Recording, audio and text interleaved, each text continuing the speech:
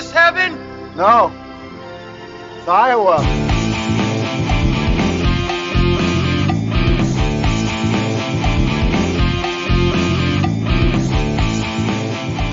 Are you an angry man, Henry? About what? Are you envious? Do you get envious? I don't think so, no. I have a competition in me. I want no other football teams to succeed. I hate most football teams. That part of me is gone with the Vikings. I don't care anymore. Playing and not succeeding, those failures, I just don't care. Well, if it's in me, it's in you. There are times when I look at football players and I see nothing worth liking. I want to earn enough money that I can just buy my own team and fire everyone. Well, what do you do about your Hawkeyes quarterback? I don't know. Maybe he'll get better. Does your accuracy come back to you? I don't know. Maybe no one knows that. Kirk Ferentz might not know that. Well, where's your quarterback? I don't want to talk about these things. I see the worst in football players, Henry. I don't need to look past seeing them play to get all I need. I've built up my hatreds over the years, little by little.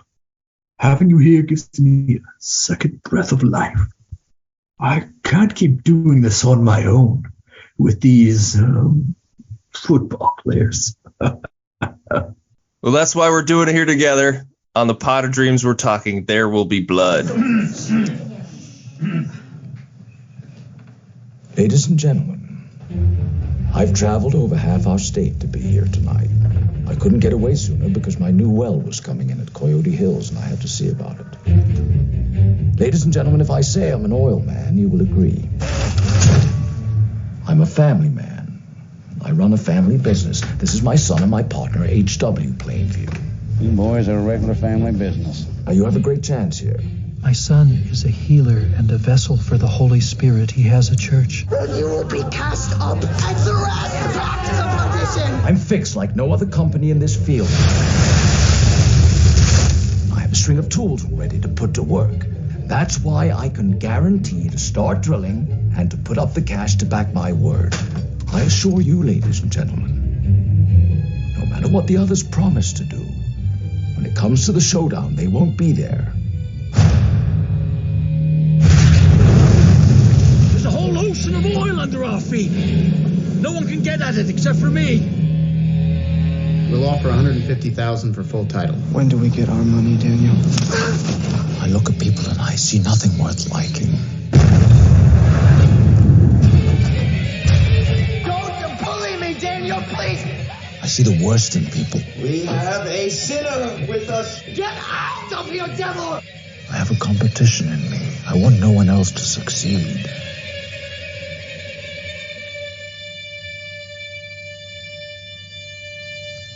I can't keep doing this on my own. With these, people.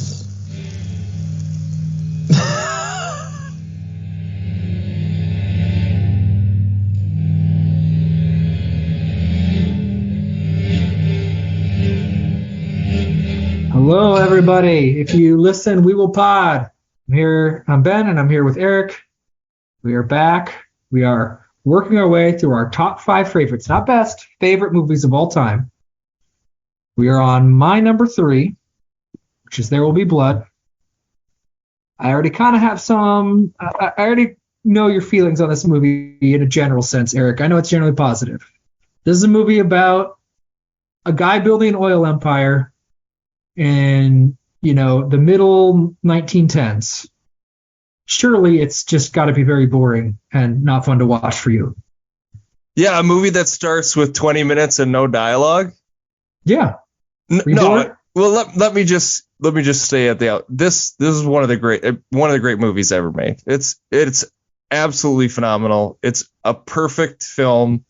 I love it from start to finish. It's PTA's best. It's a masterpiece. It's absolutely a masterpiece.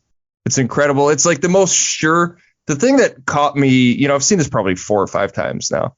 He's so sure of the story he's telling, like in a way that, like, I can't think of another filmmaker where it's just like he knows exactly what he's doing. He knows the story he's trying to tell and the sort of the criticism of capitalism and religion, and he's just going for it without any apologies. Like I honestly can't think of another movie that's one thing that's a metaphor for another thing that's just so certain of what they're doing. And he's like, PTA is just so skilled at telling this story and so like clear in the vision of it. That's really the only way I could describe it.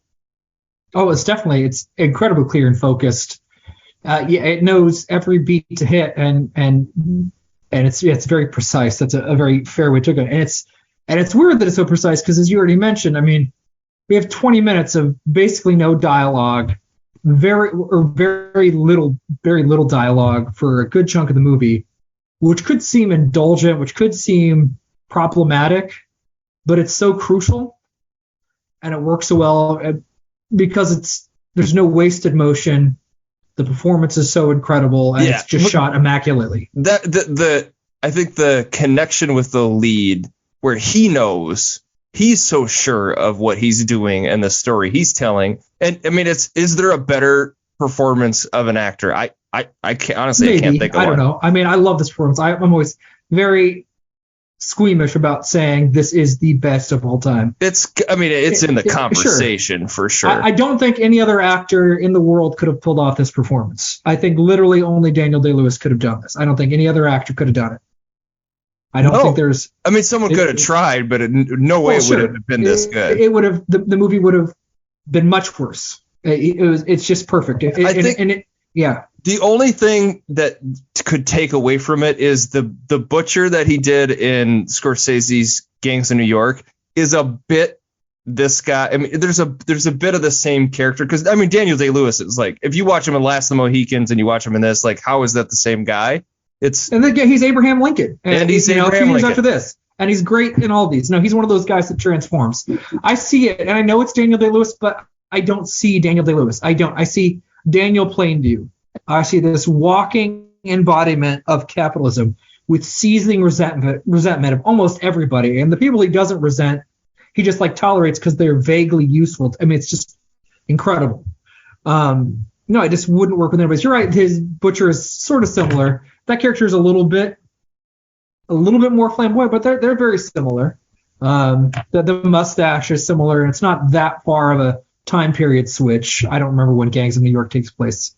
Feels like the late 19th century, but I'm not sure about that. But you're right. Those are probably the two most similar performances of Daniel Day-Lewis's career. Then I think about him in like The Phantom Thread and how different he is in that as a guy who like makes really elegant and incredible dresses. And then he just stopped acting. He's just done. He just retired. Yeah. Well, I imagine if you're as intense as he allegedly is, it's probably a lot to act in a movie.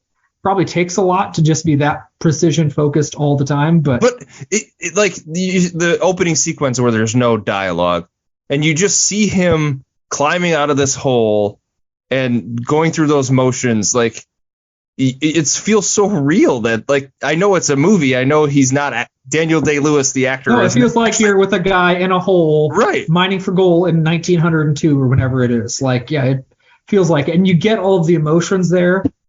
Like he falls and fucks up his leg, and you hear the only thing he says is no, like, and you just get like he's so close to getting that first step, that first bit of seed money that he can use to keep growing and accumulating more wealth. And you just see everything. You see the struggle, you see the logic and the back and forth. It's just every second works super well. There's something about too, like, that I caught this first time in that. I mean, we could go through the movie like piece by piece because there's just so many amazing scenes. But like the opening scene where he's digging the hole, like this idea where you're stabbing Earth, you know, like there's just something so like it's violent, visual about that, and then it bleeding out, you know, the oil coming out of the Earth, and like that's you sort of capitalism sort of eventually destroying the planet, but just like sucking the life out of everything, siphoning off like a parasite, digging in, burrowing in under the skin of the Earth. For sure, you can just see it that way. PTA, just the visuals and just that motion, I think is he's really trying to just demonstrate this idea that you're just stabbing right into the ground, into the earth. And no, it's like you hit a vein. You're right, especially when like they hit the oil. It's like it's splurting blood everywhere. Right. Yeah. I mean, it might as well be blood. There will be blood. It might as well be blood that's pouring out of the earth. You know. Yeah, and there's a scene. This is jumping ahead, but like when he first digs that first well in the town, and then like it catches fire. I mean, it's almost like a portal to hell. It's like it's just like hell is ripping from the center of the earth, and he's like reached out to Satan. It's just like so demonic and insane. And then his son having just had this traumatic accident, he doesn't care. He's like, "What are you so sorry about? Like, I've just dug, riches There's out of an ocean of oil under our feet, and only I can get it. Only I can get it. Yeah. What are you so sad about? It's like your fucking son. Your son is like dead or can't hear. Or like I think those are different scenes. There's the fire erupting at night, and then it's during the day, and it's later when his son's watching, and there's an issue. Or is it the same? No, it's the same thing. The fire erupts after it explodes. So his son is sitting there watching this. He's on the edge of this whatever canopy, and then the oil bursts out, and it shocks him back where he hits the ground, and then it catches on fire. I mean, that's all the same scene. So he runs and catches HW, and then by the time he's running back, it all catches fire. And that's right. And his son wants him to be with him, but he can't because he doesn't care. The oil. He wants to go save the oil. Yeah. I'll be back. Don't leave me. Don't leave me. No, it's insane, and it's built up how much suffering and death it takes to get these resources. We've seen at least 2 men die. Earlier when he has like first rig and he gets HW because his father dies just because something snaps and he just gets murdered in the hole. And then that other guy who they pretend is a really religious man. I mean, you just see the sheer amount of pain and misery that goes into acquiring all these resources. And he gets in a position. He takes the risk. You see him take the risk early on, but then he's done, and other people have to take the risk of doing the physical work after that. I mean, the other sort of big picture thing why I think this movie is so amazing is the interaction between the capitalist, which is Plainview, and then the religious person, which is the Eli Sunday character. And Paul Dano. Can I take a minute to also? Paul Dano is really incredible. See, that's you don't think so? I think he's the one part in this movie where I like Paul Dano. Like he's the Riddler. Like he's a really good and a talented actor. I just don't know, and he holds his own because that character has to hold his own with Daniel Day-Lewis. He's got to be humiliated and degraded by that character and eventually murdered. But like, so he can't be like, you can't have like, I don't know, some Idris Elba or something like that be that character. Like it's got to be kind of a Weasley, wimpy kind of person. Yeah, that's the whole point. Is a young kid. But like, does Jake Gyllenhaal do a better version of that? Does he do? I don't know. And I know this was like one of Paul Dano's like first like major starring roles. This was like right around, Little Miss Sunshine was a little before this, but no, it's very early on. I mean, he's not. I mean, but the thing is, you don't want him to literally go toe to toe. You're right. You don't want him to literally go toe to toe with Daniel Plainview. You don't want him to be totally on equal footing, and you don't want somebody of equal charisma and power, or even somebody who's that comparable. The whole point of this character is that this weaselly, shrimpy guy is able to accumulate power in a way that's not shallow. I mean, it's real, but it's kind of pathetic. They're both con artists, right? I mean, that's the whole idea. Is right? Plainview's a con man, just like the preacher is a con man. But Daniel Plainview's done a lot of hard work in his life, whereas the Paul Dano character hasn't. Right? You want there to be this discrepancy.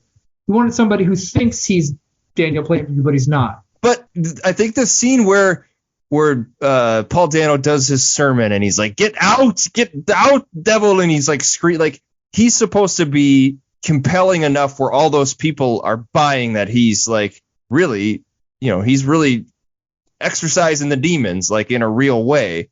And I just don't know if it works that well because I don't think Paul Dano is that convincing because he's supposed to. I think he's supposed to embody this like the evangelical like mega church kind of people that like people. But I just don't think Dano has that.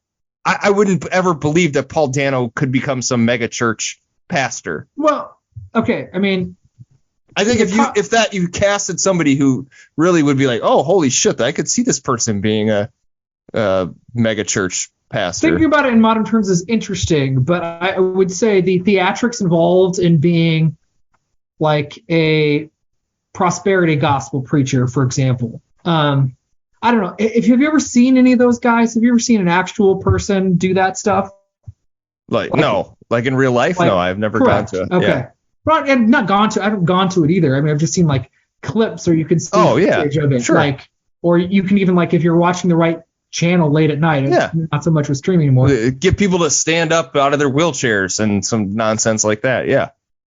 They're all con men. They're all con artists. Right. I get very similar vibes. I think what we see is the 1913 version in a small town. Before that was quite as polished of an industry. And you get a young kid who's just started doing that pretty recently. Think in the end of the movie, we're supposed to believe that he's built this big congregation. You know, I mean, I know he lost his money in the stock market, and that's why he's coming to Dan Plainview. But he did some radio, is all. I mean, there's not mass media yet in that way. It's just radio. I mean, there's no TV. There's no other way to do it. But yeah, he had accumulated wealth and convinced people. And I guess I'm convinced that those people in that town, I don't remember the name of the little podunk town. Is it New London or something like that? New Boston. New Boston. There we go. New Boston. I believe those people in that town would buy it. I'm too cynical. I think it's ludicrous and silly and seems over the top. But I don't think most people would have been exposed to that degree of nonsense. Anyway, I don't know. It convinced me that those people would be convinced. But I love that Daniel's like, all right, I fucking see you. I see you. You're conning these fucking people, and I don't like it. I'm not gonna stop it, but I don't like it because I'm doing the same thing. I'm conning these. Yeah, I'm conning these people too, and Eli recognizes it too that Daniel's yes, game recognizes game. Yeah. Oh yeah. Yeah. They both size each other up.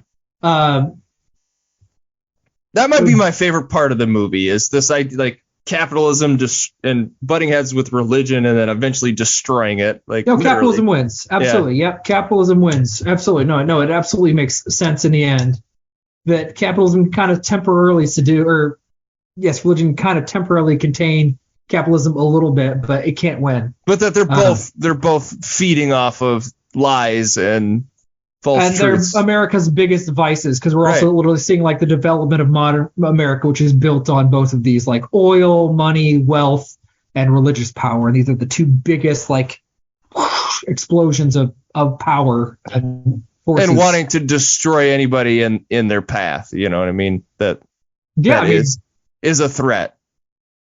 Oh yeah, and there's no. I mean, Daniel Plainview doesn't care about anybody, with the sort of exception of the son, who he kind of cares about a little bit, at least. But only when it suits him, though. You know that scene on the train, that shit is fucking wrenching. I think that's really hard when he leaves him. Yeah. Oh yeah, it's awful. He become not useful anymore. I've abandoned my boy. Well, that's one thing you see, like a real bit of like actual guilt is that comes out in the middle of that.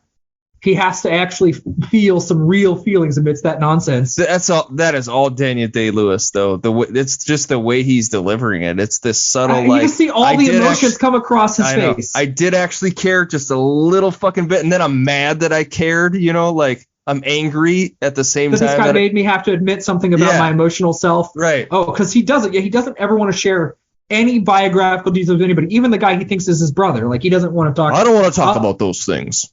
He has zero interest in any of that stuff. No small talk, doesn't care. But the most is awful to me is the end. His son is deaf because of a oil accident. And his son is just saying, I want to go to Mexico with my wife and start I like working outside. I don't want to be like the vice president and sit in an office or whatever his job is. It's what I like doing. That's what I'm happiest doing, is trying to get the oil in the ground.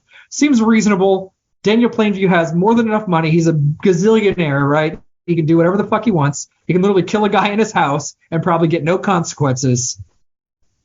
But he reveals that he's not his biological son, and that's bad enough. But his son, who's deaf, is leaving, and even though his son is deaf, he keeps just saying, just bastard in a basket. Bastard in a basket. Yelling it to his deaf son. That's how just full of vitriol and awfulness he is, as his son is walking away. And his last connection to humanity is just gone.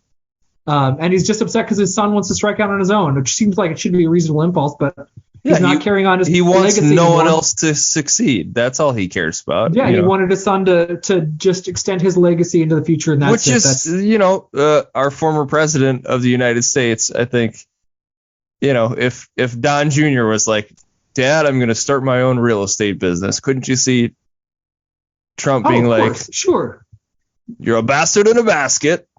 I could see that same conversation. It's crazy. Oh yeah. So we're kind of. I love this conversation, but so this is your number 3 favorite movie. You picked this again. Why? Correct. Why is it? You already hit on some of it. So that's the thing. I'm entertained and engaged from beginning to end. I'm not bored for a second of this movie. There's not a second where I'm unengaged, uninterested, don't care. There's not a single bad sequence, bad movie, bad move, bad frame. There's no part of this movie that's bad to me at all.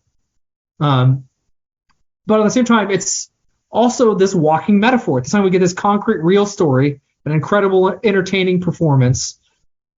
It's about something very, very real and abstract at the same time. And my brain just thinks, oh my God, yes, this is it. You've just captured 20th century America perfectly. This is it. This is exactly, you got it.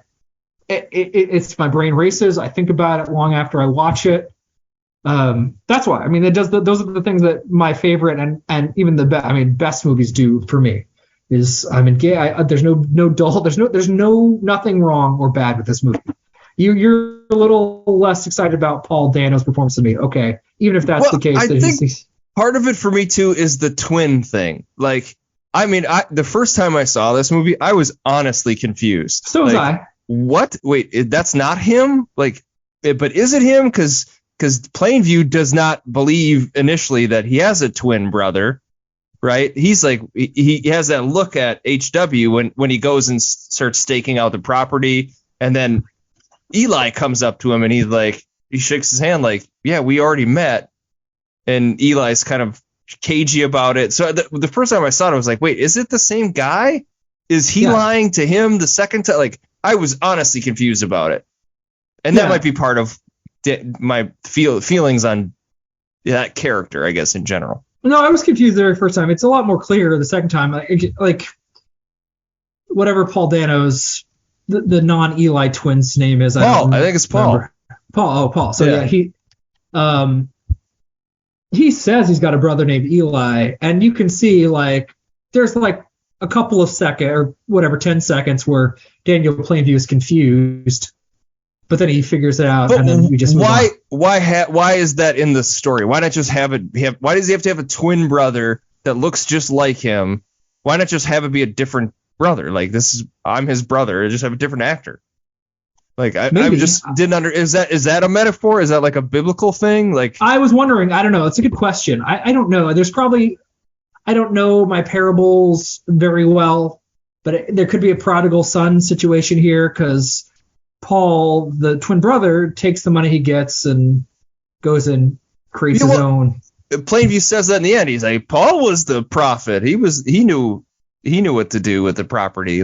He's the one that told him where it was. And Eli's like, what are you talking about? So but I don't know. You could make it 2 separate brothers. I don't know exactly why they did it as twins.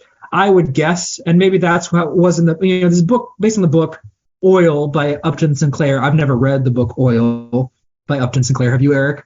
I have not. The only So I don't what's the Upton Sinclair one about, like the meat packing? Is that The Jungle? Jungle, yeah, okay. Something like that. Read that in school, yeah. Yeah. And I don't know if that's in there. I don't know if they put it in there because that was in the original story. I don't know. It's a fair question. You could have. I mean, that's a change you could make that wouldn't be problematic. You could have somebody else. I think all it does is confuse me. That, I mean, from my perspective, all it is just confusing. But I also think, Paul Thomas Anderson has probably got a reason for doing it. It's probably not like arbitrary. Or you thought it was funny, maybe something like that. Yeah. Sure, whatever. Maybe he did it as a lark. I don't know. I mean, that's interesting. But I don't really know why. I don't have a good explanation. There could be a biblical bend too. It could be funny. No, I mean, because to me, I can't think of a single moment that doesn't work and isn't great. I mean, we don't see him do anything personal for 2/3 of the film, and we finally get a character coming in claiming to be his brother, and that's like where you get he lays out his horrible worldview, and you're like, oh yeah, I get it. But you can just see his brain constantly working in every situation, how he can maximize it. I don't know I don't know why it took me 3 times watching this, but when he's at that first town, he says, "Ladies and gentlemen, if I say that I'm an oil man, I think you will agree." And they're all squabbling and fighting. Like, oh, he just goes to somebody else who's not part of the mob and buys their claim, and then he's just gonna get all that oil anyway for less because he didn't want to deal with the bickering townspeople. Oh, okay. And it also establishes that he knows how to work the drainage and he can find the spot to get all the oil. Like, oh yeah. Yeah, but that speech is so disgusting. Like, when he's talking about education, he's got his son there. Like, family's important. Like, he's the con. Like, it's just like the con at the church. Like, he's just conning him up. What company doesn't talk about family values and how much they love and it's American all bullshit, family? Right? It's all bullshit. Yes, it's a big lark designed to make people feel better about capitalism and exploitation. There'll be something in it for you. I will, without the kindness of my heart, build stuff. And there's a shot we get about, schools, education, promises to build those stuff. And then you see these shots of nothing's built. Nothing gets built at all, other than the oil rigs. The men aren't Christian at all. They come and they drink, and they probably do other licentious shit around town because they're just drinking and probably wanting to fuck and all this other stuff. Yeah, and you get that contrast with what he said. North Dakota right now, where there's these giant oil fields and just dudes coming in, and there's not industry there. Those are barren wastelands with just oil rigs. Yeah, but people want to believe it.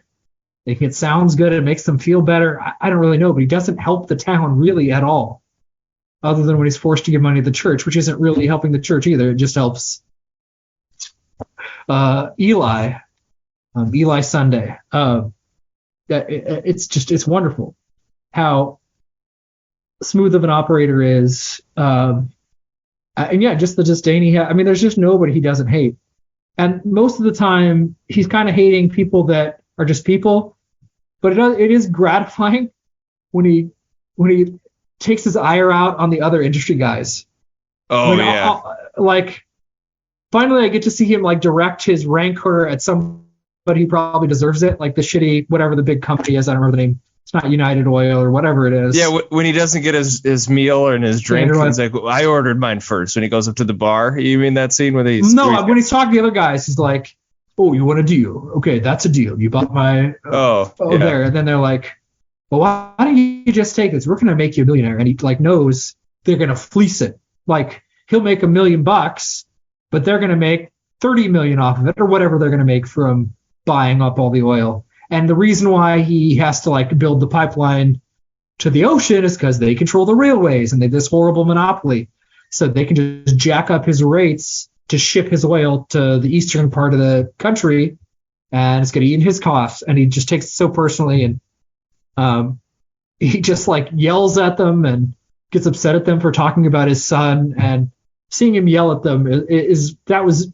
laugh out loud funny. I mean, there's a lot of times I actually laugh out loud because he's just so awful and verbally aggressive and hating of bullshit too. And I once saw an outtake. It was just good stuff. I mean, he does some improvising. in those scenes. It was really, really funny. Oh, I should watch that. Like somebody's like, I wanted to take the chance to introduce, I don't think you should take that chance. That kind of stuff. Like, doesn't want to actually have a conversation with anybody. But no, I mean, it's a movie I loved when I saw it in the theater in 2007. And this is the third time I've watched it, beginning to end. It's like, all right, that's it. You captured it. You figured out that's America. And it's shocking how good it looks. It feels like it's 1913. It feels like we're in a specific time and place.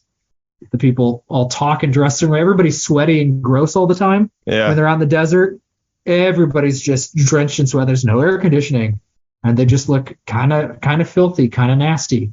But to me, this movie is should be shown in schools because do you want to learn about American history? Watch this fucking movie. Well, right. I mean, not history, not as in this is a historical recount of what actually happened, but this is the bones of our American capitalist system, and this is how it started, and these are the people that prospered, early on in the development of our country. And I know it's weird because it's obviously fake. There's Daniel was Daniel Plainview a real guy? I don't think so. I don't think so. It's based off of a novel, but it's fiction. It's fictionized take of what people actually did, in the way that network gets. I'm going to capture what the media people care about and how they want to make money and how big media operates. So this is this is how capitalism works. This is how progress happened. This is how we have our modern state. And these are the kind of people that succeeded. These absolute sociopathic lunatics who don't care about anything but making as much money as possible. This is how that stuff happened. The Jerry Jones of the world. This is his family business was the exact thing. And now he owns the Dallas Cowboys, right? And he's a fucking billionaire, Oh, yeah. Yeah. I mean, I just think of the Rockefellers and all the people that came in, the Gilded Age stuff that happened a couple of decades before this movie takes place, the original gay 90s. I actually don't even, it's one of those movies I like so well. I have trouble even thinking coherently about it because it's just so obviously great to me that I don't even know how else to phrase it. Do you not think this is a depressing movie? Does it not bum you out? There's definitely nothing hopeful about this story. I don't need hope from movies necessarily. Especially when a movie's just trying to be as honest about something that happened in a abstract way, in the way that But I find it entertaining. I'm not saying it's not boring. It's absolutely entertaining. It's thrilling from start to finish. No, the chess match between the two, Eli Sunday and no, I don't get pressed in the way that you're thinking about. I mean, this is all stuff. Some of these are thoughts that this movie helped me think, but I've been around long enough. Oh yeah, slavery is built off of capitalism. We had this land that needed to be cultivated, and there weren't enough workers, so we captured people, took them to America against their will, sent out a bunch of fake signs to say that they're not people, to convince people that slavery would work, and we had slaves because of capitalism. And this is why people needed them to work the land, because they didn't want to pay people. They wanted to be in the South, especially wanted to be the little aristocrats, pretend to be British lords. It all comes back to these things. And those things are true regardless of whether There Will Be Blood was made as a movie. But I see this in a way that's entertaining for most people. I mean, this is a movie I could recommend to a lot of people. And I don't think they'd hate it, or I don't think they'd be like, this is boring. Some people don't like it, I guess. But I don't know. I don't walk away sad. I walk away excited. This is like with Network. That a movie can do this. It can so well articulate abstract truths in a concrete, entertaining, and engaging way. That happens excites me. It doesn't excite me that the truths of this movie are true. I don't know. I mean, are you depressed that you watch this? Or are you just bummed? Honestly, I might watch this every year. I think I've seen it the last 2 or 3 years. It's always a once a year. It's I should watch this movie again, because I think it's because there's scenes in it that I like just want to get to, like the opening 15 minutes are just like I could watch that any time of the day, like, and be entertained and be thrilled by it and be engrossed in what's happening. I mean, certainly the end scene, the milkshake scene, like I've probably just YouTubed that a bunch of times. I think in law school we watched that. One of my professors pulled it up in property law. About was like the property of who owns the oil underneath the ground. Who owns the oil under the ground? But yeah, there are so many scenes that I just want to watch. But I think in the end, the whole idea of it is kind of a bummer. I mean, it ends with him like bludgeoning the priest guy to death and saying, "I'm finished." Like, yeah, to his butler, who's presumably got to deal with the dead body, and then that's also like PTA saying, like, "All right, I'm done. Like, I've done it. Like, I've done it. Like, I've done enough. I made my point. Sure. And I beat you over the head with it. Now we're done. Like, you get it. Like, I mean, I love it. It like that part. The way this movie ends, like the end scene with him looking back, saying, I'm finished. Like, it just makes me laugh. Every time I see it, I just crack up. Yeah, I laugh like a bunch. It's like, fuck you. You did this incredible story, and you made this huge metaphor for capitalism, and it's you over and over and over again. And you're just like, how do we finish it? We'll just have him beat him to death and just say, I'm done. Like, I beat you to death with this, and now I'm finished. And there's something I've noticed about that scene for the first time. So Daniel Plainview drinks a shitload in this movie, right? He's drinking all the time. He's burning down whiskey constantly. That very last scene, he gets offered some of his own whiskey by Eli Sunday. He says, no, thank you.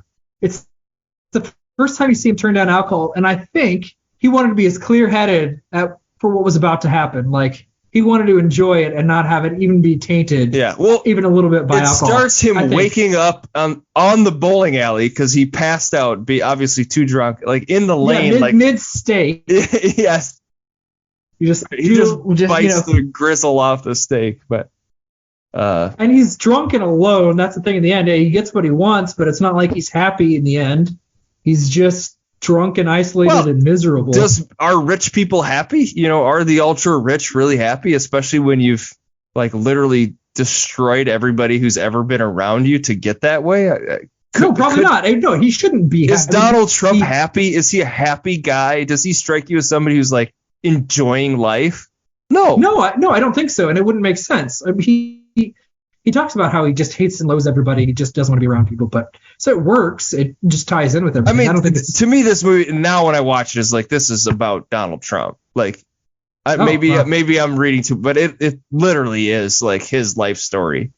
I think I don't think is this they're the same person. Oh, I disagree. Daniel Plainview is, I think, a lot more smarter. Because here's the thing you'll say to his credit, like, he's ruthless, has no empathy, he hates everybody, he lies, but he's really smart.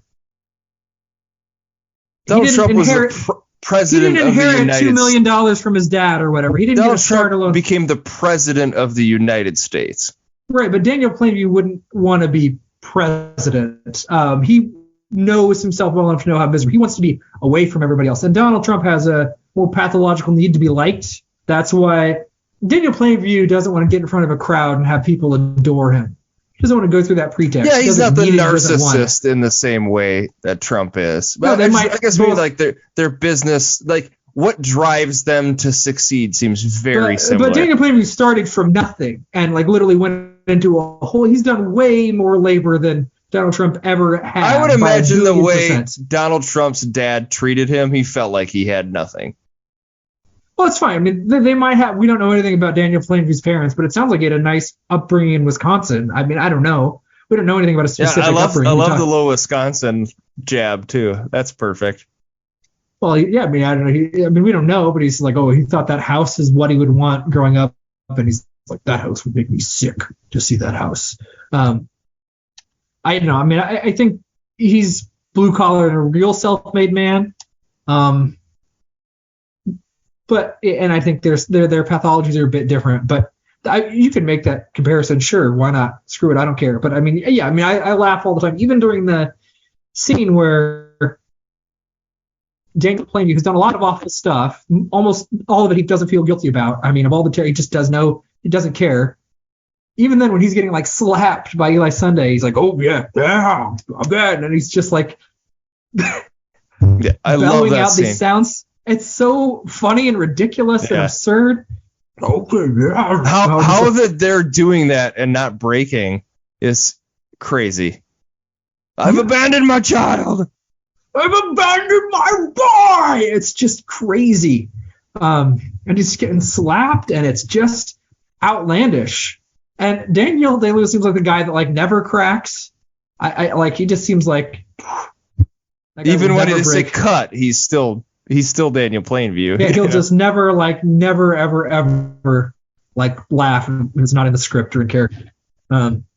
It's nuts, but no, it's all these scenes are great because there's all these punctuated, very dramatic scenes mixed in with just like stuff where he's figuring out the logistics and how to exploit people more, and a little bit how to deal with his son. No, it's great. It's not a movie. I guess there's no movies I watch every year. That's interesting. I don't have like I gotta watch a movie once a year. I got a handful of them, but I probably watch movies a lot more than you do. Like just volume. I bet I'm putting up way more shots than you are each year in terms of total. I'm sure you are. Absolutely. I don't watch nearly as many movies as I used to. My numbers are at an all-time low because got 3 little kids, and just don't end up watching a lot of movies. Sadly, part of why I like doing this podcast because it forces me to make time to watch movies. But yeah, you're definitely more into like repeat viewings of movies than I am, but that's fine. It's neither. So this is not even really a funny anecdote, but what's the name of the theater in Edina, the really nice one in downtown Edina? It was closed for a long time, and it just recently reopened. I don't know. Anyway, it's like an independent theater in Edina. Yeah. And I don't know, they were having a movie poster sale. It was like $2 a movie poster. And I got the There Will Be Blood. It's the only movie poster I've ever owned in my life. And I acquired it for like $2. And I wanted to frame it, put it in our townhome, and my wife said no. And eventually it got ripped and I had to throw it away. But great city of Edina. Was it a picture of him with the hat? No, it's just like a red smear. Oh. And it's like, I can't remember, and then it's the tagline. I can't remember. I don't know. It's like when faith meets ambition or something, there will be blood. And then it like does an ellipses into the title of whatever it is. No, I liked it. It was very austere. It wasn't, but. So I had a couple questions. Sure. This movie loses the Academy Award to No Country for Old Men. Thoughts on that? You don't? I know you don't care about the Academy Award, but so no. I mean, I don't care. I'm not upset that it was beat by No Country for Old Men. One, I mean, it's No Country for Old Men. You asked about like both a 5-star movie for us. I love No Country for Old Men. I think it's an incredible movie. So it's not like it got beat out by. What a year! Both of those movies were they were in the theater at the same time, right? Around. I mean, I'm pretty sure I saw them within a couple weeks of each other or something like that. It got beat up by a great movie, and it's totally reasonable to like No Country for Old Men more than There Will Be Blood. I don't care. I also don't care in general if it had gotten beaten out by The Shape of Water. You know, I don't care. Get the fuck out of here. If it would have lost The Shape of Water, that would have been a travesty. It wouldn't have bothered me. I don't care. It's an art. It's like humans are trying to decide the best movie of a particular year. It's a ludicrous enterprise. I don't really care. Crash sucks. There's no way Crash was the best movie of 2005. I'm sure you could come up with a list of easily 20, 30, 40, 50 movies that are better than Crash. Easily. Oh, well, it won in 2005 for whatever dumb reason. I don't care. There are all sorts of like, How Green Is My Valley beat out Citizen Kane in 1941. Whatever. Like, we're not. The Academy Awards don't decide or anything. They don't mean anything. They're prestigious. They're fun. I think it's silly. I love the Academy Awards, but I don't take them seriously. You can't take them seriously and be like a sane person. Like if I created the Ben Lewis Movie Award and gave it to a movie that you didn't like, you wouldn't take it seriously. This is just some idiot guy's opinion. but because it's a bunch of like Hollywood people, mostly older like dudes who want to show how important cinema is, and we get these like middle brow I mean, who cares? Why do we care? Let's move on. It's fine. We can talk about it, but I wouldn't actually care. I mean, No Country for Old Men's great. I'm always happy if what I think a Best Picture worthy movie wins. And certainly No Country for Old Men is a Best Picture worthy movie, even if it's not the one I would have picked. But anyway, you had a couple of questions. I don't know if you've been tracking the Sight and Sound list that they put out every 10 years. It's like the top 100 movies of all time. I don't think this is on the list, which I think is kind of bullshit. Yeah. So it's not like Get Out is on there and this isn't. I think that's bullshit. But it's a great movie. I don't know. I love lists. Like if I'm going to watch movies, I'd like to find a list of movies and then just go through them. It's a great way to get exposed to stuff that you might not otherwise, as long as you trust the source reasonably. But like, none of the stuff is definitive. I don't care. Right. It doesn't make me love There Will Be Blood less. I'm sure it would be in my top 100 movies of all time. Yeah. Oh well, other people disagree. Other question: PTA. Paul Thomas Anderson ranking is what? Yeah. Is this your top PTA movie? This would be number one, sure. Because I don't know if people listening to this understand. You're a big fan of his, right? Yeah, sure. Yeah. He's one of your favorite filmmakers, right? Of course, yes. Easily one of my. That's very easy to say. Easily top 10 or probably top 5 favorite directors. Sure, say that. It's better than Boogie Nights, I think. I mean, yeah, I love Boogie Nights. I love Magnolia. I love Hard Eight. I love The Master. The Master. I love Punch Drunk Love. I think these are all great movies, but it's probably my favorite of all of them. The only movie he has that I probably don't love is the one with Joaquin Phoenix as the detective. Inherent Vice. There we go. What'd you think of Licorice Pizza? Did you like that? I haven't seen it yet. So you want to talk about my movie? I haven't seen it yet. So There you go. You wanna knock my movie going habits? Yeah, they've gotten all-time low. Like Phantom Thread, I didn't love that movie. I need to rewatch it. I think I saw it one time. I need to. Yeah, we actually. I love Phantom Thread. I think Phantom Thread's great. I think it really, in a lot of ways, captures the essence of straight couple marriage power dynamics in a way that is like incredible and entertaining and depressing. And anyway, it's fantastic, I think. And there's just this way too of like just showing somebody doing something. Like in Phantom Thread, you're getting shots of this guy carefully sewing things and piecing them together, and you see this detail and the effort that goes in. And it's just, anyway, this isn't the Phantom Thread. It's not in my top 5 favorites. The Phantom Thread's great. Well, is there anything else you wanted to add about There Will Be Blood before we move to? Well, now here's a question for you. This is a plot question, and there's only it's like a very tiny little dangly like thread, and I'm just not sure. Like, so he has the guy who pretends to be his half brother, and it turns out it's not his half brother, and you can't. Daniel Plainville will not be made a fool of.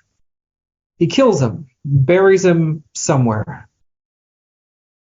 This guy, this old man who owns a property that he needs to build a pipeline on, approaches him and says, come to church. Brandy, whatever. The Brandy tract or whatever, sure, right? Yeah. He buries him on his land. Right. Does he know that he killed that man and buried him on his land? Oh, yeah. Okay. Wow. That's why he makes him go to church, to attest for his sins. So he hands him the gun, and that was never quite sure to me. And then after like, that guy's really casual about Daniel Plainview having murdered somebody. But I guess it's Wild West. He's Christian and it's about forgiveness. I don't know.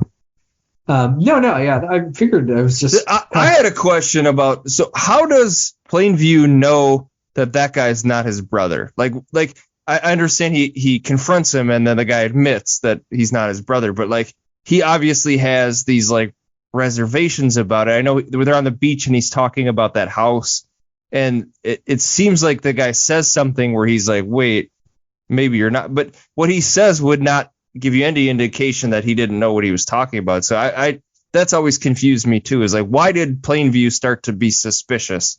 Because he makes a reference to a place where they both allegedly grew up.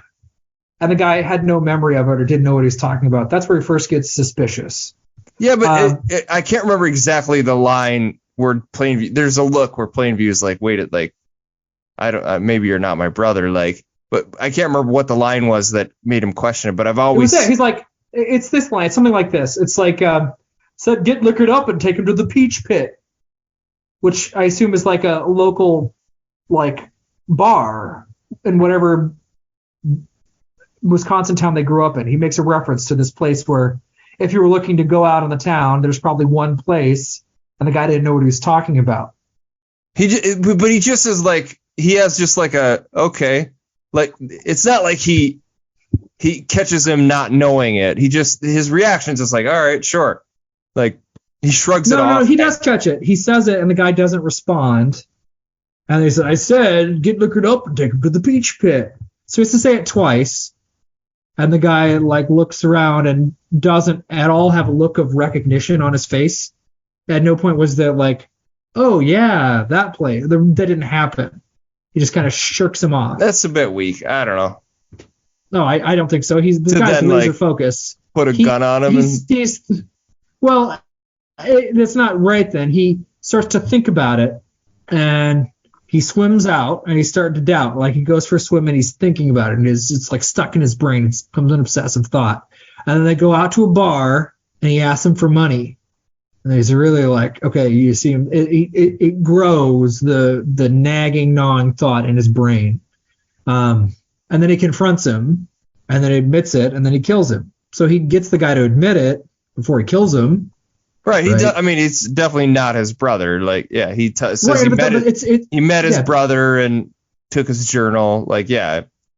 I've always wondered, like, why did he get so suspicious? It's been like this. So I grew up in a small town where there was one restaurant called Helen and Pat's. If you said you grew up in the same small town as me, and I said, oh, yeah, grab some cavatelli from Helen and Pat's, and you're just like blank. I said, grab some cavatelli at Helen and Pat's. Oh, sure. And at no point did you look at me like, oh. Maybe it's closed at that point. I don't know. Like, well, sure, but he doesn't kill him on the spot there. That's when he gets suspicious. And then the guy's asking him for money, which he doesn't want grifters. He doesn't want freeloaders. Like, wait, this guy didn't know this, and he's asking for money. Who the fuck is this? Who is this guy? And they confront him. Maybe. I guess. It's enough. He gets enough to be suspicious. And the guy's paranoid about getting grifted. He does not want to get grifted by anybody. It's just not going to happen. He's not going to let anybody steal anything, charge him too much money. When he initially meets him, he grills him on the facts. And he's convinced at first, and then he starts to doubt it because he doesn't know the Peach Pit or whatever it is. Whatever the name, again, I think it's the Peach Pit, but I don't know. Some fucking place in their town that he didn't know, in a town where everybody would know it. It's not like a big metropolis. Like, okay, yes, there's places in Minneapolis you would never have gone to. There are bars you don't know about in Minneapolis or St. Paul. There's probably one hangout spot in this small little town in 1893 or whatever. But yeah, I don't know. There could be a big age difference. There's reasons why, he might not know about it that are innocuous. And he says they have different dads, right? They're supposed to have the same mom? No, same dad, different mom. Different moms, okay. Yeah, I think it would make sense if Daniel Plainview's dad wasn't around. That's very plausible. That's why I think. I mean, if that's not convincing to you that he'd be suspicious, that's fine. I think it's totally in character for him to be like, something's not right. I don't need to see people. I don't need to see people much to get the read on them. I see them quickly. It was just like, I think his reaction was just like nothing. He just didn't say anything or didn't respond. But then he repeated it, and then at no point did he get the, oh, yes, or, oh, that place closed, or there's no recognition in his face at all. It didn't seem to me as if he caught him in a lie or caught him in a not understanding it in the way that, like, he reacts. I don't know. Maybe that's just part of his. He's a psychopath. Most people wouldn't maybe think anything of it. Like, okay, whatever. But Plainview does, because he's questioning everything and thinks everybody's out to steal from him. Right. And then it gets worse when he sees the guy asking for money. Can I have some money? He doesn't expect his brother to be a person who just asks for money. You can just see he's sitting there very unhappy at a bar, giving him money. If I have a competition, you have it in you too. Like, and he clearly finds out that this guy doesn't have that in him. So then it's like, he can't be my brother. There's no way. Sure. He starts just like piecing it together and thinking, this doesn't all make sense. Yeah. And I just need to know, do I have an actual brother? Is this a complete fabrication? And it turns out, okay. He does have a brother, but his brother died, and this guy was taking his place. But no, I don't have anything else to say. I love this movie. It's great. Both 5 stars, I think. Yes, there's no point in belaboring that. I don't think this movie has a flaw. 5 degrees, my friend. You want to kick it off? Yeah, I can start.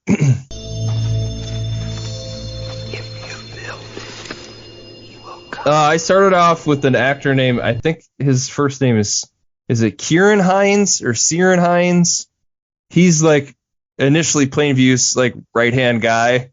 Oh. He's an Irish dude. He's been in a bunch of shit. What are you looking so glum about? Yeah, that guy. Yeah, that guy.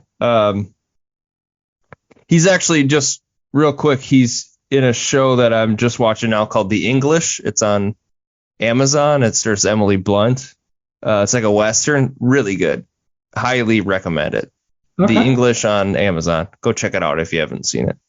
Okay. He's in that for a bit too. He's in Road to Perdition. You ever seen that movie? A long time ago. The Tom Hanks gangster movie. I saw it in the theater. I know I saw it in the theater. I like that movie. It's fine. Paul Newman's in that. I think it's his last movie. I think that sounds right to me. Yeah. He's in The Hudsucker Proxy with your favorite actor, Tim Robbins.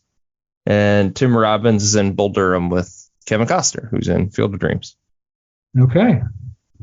So I took a very different route. So Paul F. Tompkins, are you familiar with Paul F. Tompkins at all? Yeah, the comedian guy, right? Yeah, he's in There Will Be Blood for a hot minute. He's one of the guys, Mr. Plainview, wait, as he's leaving the arguing townspeople. So I went with him. He is in the new Weird Al Yankovic biopic with Daniel Radcliffe, which I've not seen, but he's got a role in that movie. Evan Rachel Wood is in that movie as well. She plays Madonna, right? I don't know. I haven't seen that movie. I think she plays Madonna. She looks a lot like Madonna. She would kill it as Madonna. I think she'd be great. So good casting director person. She is in The Wrestler with, is it Mickey Rourke? Yes. Yeah. Who does she play in The Wrestler? The daughter, the estranged daughter. Okay. Yeah. That's a movie that I've seen once and probably will never in any interest in revisiting that. Oh, I love The Wrestler. Nowhere near my top 5, but I love The Wrestler. I think it's an incredible movie. It might be my favorite Aronofsky, but really, that's a. See, he's a director where it's like I'm a one-time watch with him. Like I'll see it, and I've seen almost all his. I think maybe I've seen every one of his movies. Do you like Black Swan? I liked it enough. I'll never rewatch it. Oh wow, okay. Yeah, I think I saw that in the theater. Like I liked it. It's good. Natalie Portman's amazing in it, but I'll never rewatch it. Okay. Is it Noah? Didn't he make Noah with Russell Crowe? That might be. I've seen parts of it. I don't think I've seen that whole movie. It's not great. It's got some crazy ideas in it. It's interesting to me, but I wouldn't call that. Everything's religious with his movies. Oh yeah, he's very. The Wrestler is a Christ parable. It's absolutely. Mickey Rourke's character is Christ. Mother, I liked Mother, and that's obviously religious too. But that's the it's everything in the Bible. He tries to just smoosh it together in one movie. No, he's very interested in religion. I don't love all of his stuff. The Fountain is that was incomprehensible to me. Then I watched it in college. I couldn't tell you what happened in that movie. Well, neither could I. I was so lost. I don't know what's going on. I like Pi quite a lot. I think Pi's probably the one of his I've seen more than once. I think I've seen that movie at least twice. I've seen it twice as well. I've seen The Wrestler at least twice as well. He's got a new movie out with Brendan Fraser, The Whale. Yeah, which I am not interested in. Good for Brendan Fraser. I'm glad he's getting attention. Yeah. And he's apparently a super nice guy, but I don't know. How I think about it. But I'm losing my train of thought. Sorry. So no, you're good. The Wrestler. Also in The Wrestler, Marissa Tomei. Wait, who is she in Is she his ex-wife? Nope, she is this stripper that he has feelings for. Oh, her name's Mary. She's a stripper. She's Mary Magdalene, which I know you don't care, but like Mary Magdalene was a prostitute in the Bible. Jesus, Mary Magdalene, they had a relationship.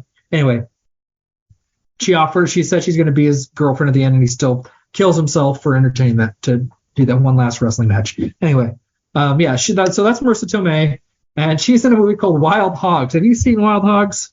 Mm-mm. Neither have I. I don't think I'll ever see it unless you pick it for this podcast at some point. It's the biking movie with Tim Allen. Martin Lawrence is in that too, I think. Yeah, and William H. Macy. But Ray Liotta's in that movie. And then Ray Liotta's in Field of Dreams. So that's there you go. There you go. All right. So revealing my number 2 favorite movie of all time. Sure. Gonna give you some clues here. You'll probably guess it pretty quickly. Okay. So I'll start with number 1. This movie is produced by a famous producer named Albert Reddy. Okay. Yeah, that doesn't help me. I don't know too many producers' names. Okay. Sergio Leone was Paramount's first pick to direct this movie. So it was made by Paramount, and Sergio Leone was the first pick, but didn't end up directing it. Right, got it. Okay, I don't have it yet. Nope. Peter Bogdanovich was then approached, but declined because he wasn't interested in the subject matter of the movie. Okay. No, that's no. I don't know. All right, number 4. Paramount executives wanted the movie to be set in Kansas City and shot on a back lot to cut costs. That was their original desire. They wanted it in Kansas City. Give me the last clue. I mean, I have a guess, but I don't feel good about it. Actually, this last clue, it will absolutely tell you what movie it is, but I think it's kind of funny. I'll just read it.